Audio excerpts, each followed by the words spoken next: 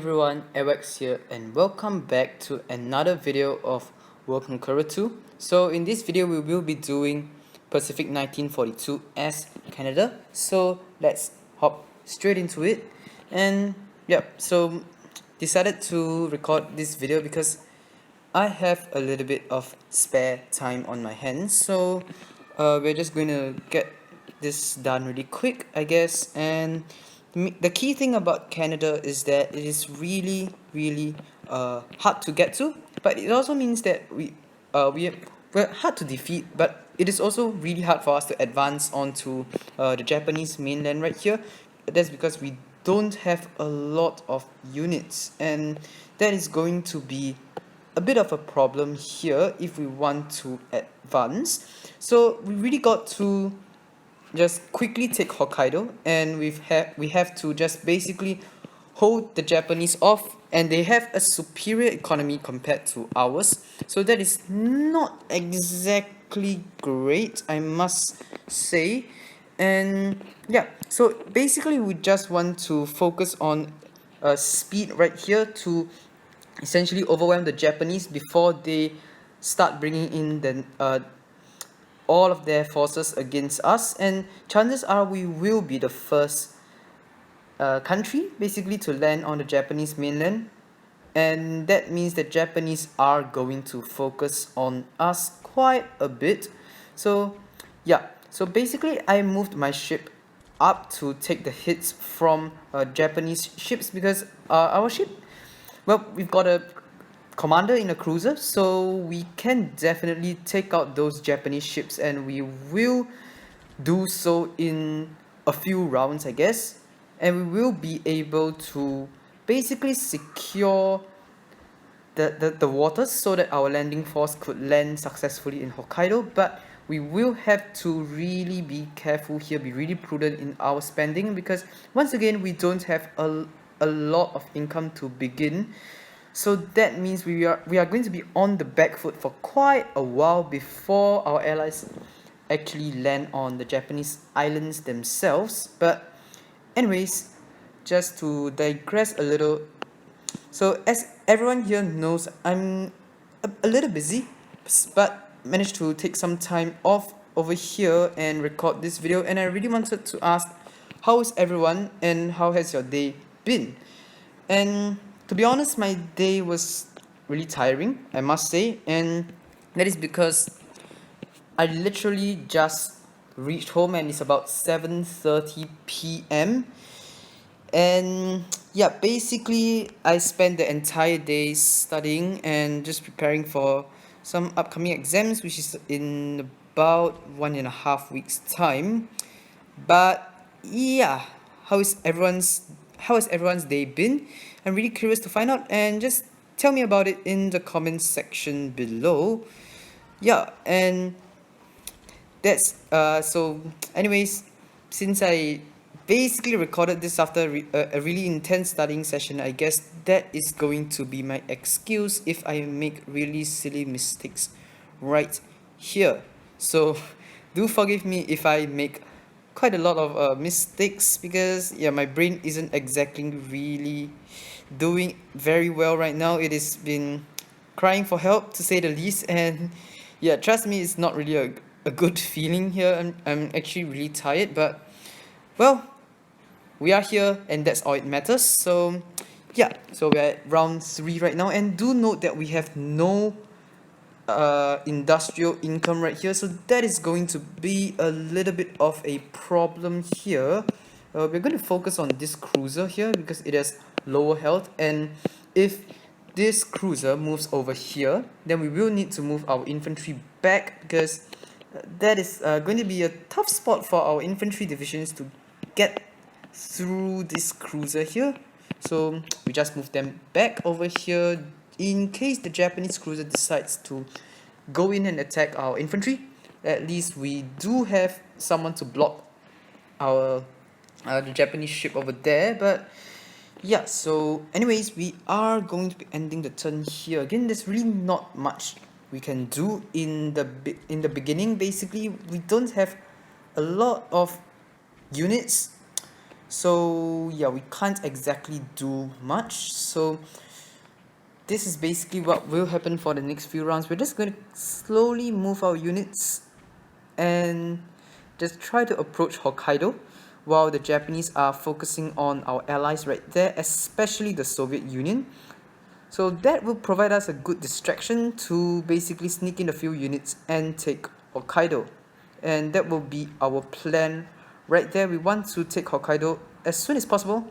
And we should preferably take out the rocket launchers because they do deal quite a lot of damage to our units if we ignore them. So those guys have got to go. And then we will be trying our best to basically hold off the Japanese infantry. Now that this cruiser is basically dead, let's just attack that cruiser over there and start moving our infantry units up.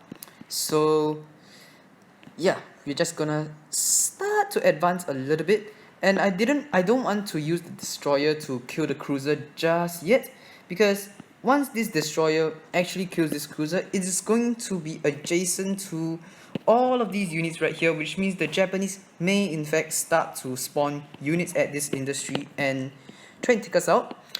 Plus, if we move over here, that rocket launcher will be able to attack our destroyer, and the destroyer doesn't really have a lot of health. It has about 160 health, which sounds like a lot, but it is really not much, especially when there are a ton of units. So we want to just get our cruiser over here and destroy the Japanese cruiser. Then we'll let the rocket launcher deal a little bit of hits, and if we really want to be sneaky right here, we could get the Japanese to destroy this cruiser so that we can transfer our commander onto another unit. That is definitely an option out there, but it really depends on whether we can secure enough income to do it, because income is our biggest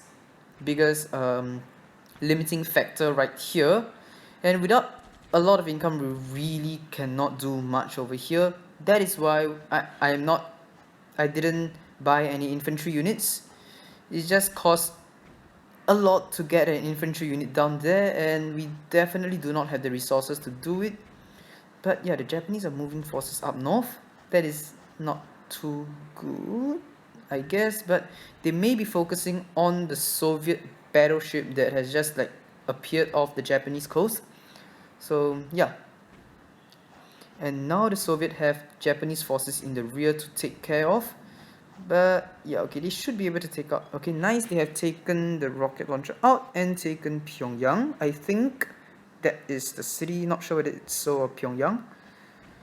Yep, but anyways, the Australians are going to start moving, and well, the Australians and the British being so far away from the battlefield is both a good and a bad thing. The good thing is they could stay in the rear and start pumping out units like mad, and yeah, that is really good. But it also means that because there's a lot of ocean right here, it is really hard for all of those units to get to the Japanese islands and start doing what they're supposed to do basically.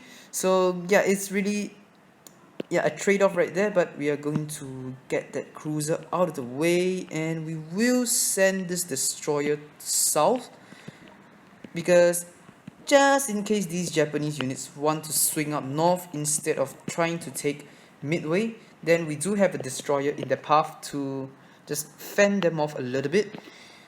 Yeah, and we are going to leave this city as level 3 because well, we could upgrade it to a level 4, and in fact it is probably the better decision in the long run. But we really have to just look at the situation here, and the thing is we want to get our we want to accumulate as much income as possible so that when we land in Hokkaido we can start spawning units straight away. And building a city is a long-term investment, and we really want to basically a city can only just provide the amount of money that you put in like 10 rounds, so it takes about 10 rounds to gain back whatever you spend on the city. So yeah, and it will take less than 10 rounds for our infantry units to land in Hokkaido. So it is definitely not enough to offset the initial investment that we put in, especially in the short term here. So we are going to leave it at that. And we are in fact going to send this cruiser down here, this destroyer down there. And basically, once this cruiser comes over here, it serves two effects. Firstly, we can block off any Japanese units that try to enter this area of the ocean east of Japan. And secondly, we want to distract the Japanese forces to attack our cruisers. And that would be the key to actually winning as Canada right here, because, well, that is all of our land forces. That's it. And we really got to try and make sure that the Japanese do attack our cruiser, because it can take the hits, while our infantry units really can't take that many hits. So we want to take that in mind. And it really helps that we have an additional destroyer to help to distract the rocket launcher a bit, help to just spread out the damage across our two ships. It's not much, but, well, it is better than nothing. So yeah. Alright, Japanese did not attack the destroyer, it attacked our infantry instead with the rocket launcher. But they did spend off all of their income on like other areas. So that means we should be able to sneak in there and take Hokkaido really quickly. But that means we will also lack the income to basically advance south and threaten Tokyo, because we don't have a lot of income. Once again, I really cannot stress that enough. And yeah, basically numbers is not on our side right now. The Japanese in fact do have the numerical superiority, and that is more than enough to offset the difference in the strength of our units there. But anyways, what we're going to do here is we're going to land over here, get an industry over there, and basically you want to take this industry, and we've successfully managed to take it. And we are going to be moving this guy over here to threaten the rocket launcher. Take out that rocket launcher, and yeah, so this infantry unit can move and take back this industry, but that is fine by me, because we do have our infantry units over here, and all of the units have to come from Tokyo or here, this industry over here. But it's not enough to basically take out all three of our infantry units. So that means we pretty much secured Hokkaido.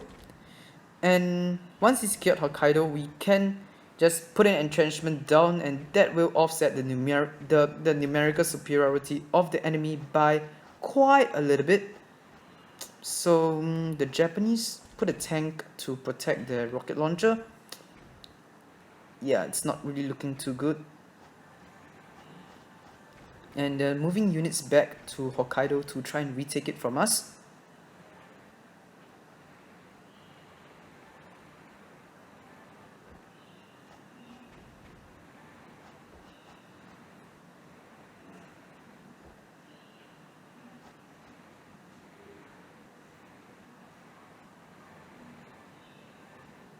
Right, so round 8, and here we go. Let's take Hokkaido over here, and let's do that, and there, move there, move there, and there.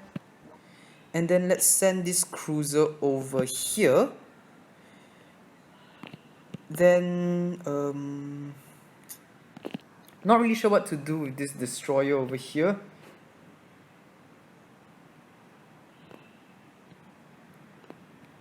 Because this destroyer is going to go down anyway, so let's just attack that.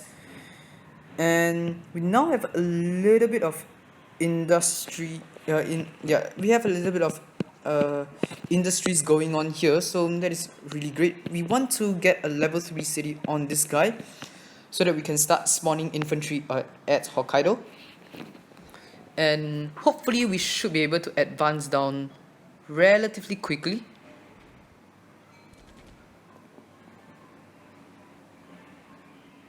Alright, so now the Japanese should start focusing on us now, since we have basically taken the whole of Hokkaido and they have just moved a tank up. So we've got to use our cruiser to deal with the tank, and yeah, it's not really looking too good. And the Japanese have basically cleared out Manchuria. Yep, so the Soviets, basically they're kind of hanging in the balance, I guess. And they do have control of the Korean peninsula, so yeah, they're not exactly defeated just yet. And once our allies start to move up north, then yeah, we should be able to win this, I guess. But anyways, that is where we are going to end off this video here, and I really hope that you guys have enjoyed this video. And if you have enjoyed this video, please do remember to leave a like, and if you are new to this channel, please do subscribe as well. But that's it from me.